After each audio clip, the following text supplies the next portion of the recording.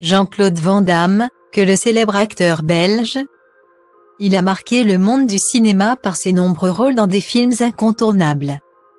Mais que devient Jean-Claude Van Damme, qui a interprété Frank Dux dans Bloodsport?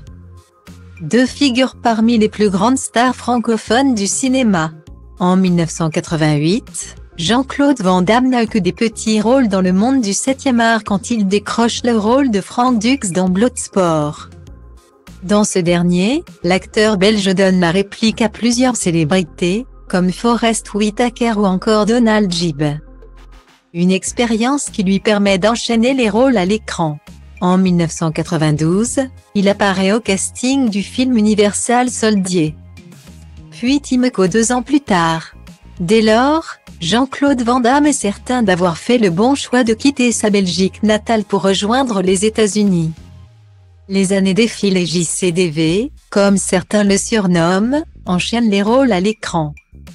En 2008, il sort même son propre film, éponyme, où il raconte son histoire. Entre ses problèmes fiscaux, la bataille juridique avec son ex, ou encore ses difficultés de trouver des rôles qui lui ressemblent. L'acteur lève le voile sur sa vie sans aucun filtre. Plus de 10 ans plus tard, Jean-Claude Van Damme continue d'incarner des personnages dans des films à succès. En 2012, les cinéphiles l'ont d'ailleurs vu interpréter Jean Villain dans le film Expendables 2, Unité spéciale.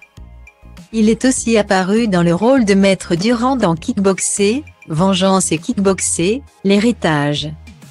En 2022, certains ont peut-être reconnu sa voix dans Les Mignons 2, Il était une fois Gru, où il a doublé un personnage s'appelant Jean-Claude. Prochainement, les fans de Jean-Claude Van Damme pourront le voir incarner un rôle dans un film d'action intitulé Seal Kill, réalisé par Anthony Cox. Dans cette fiction, dont la sortie est prévue dans le courant de l'année 2023, l'acteur donnera la réplique à Vernon Davis et Raphaël Amaya.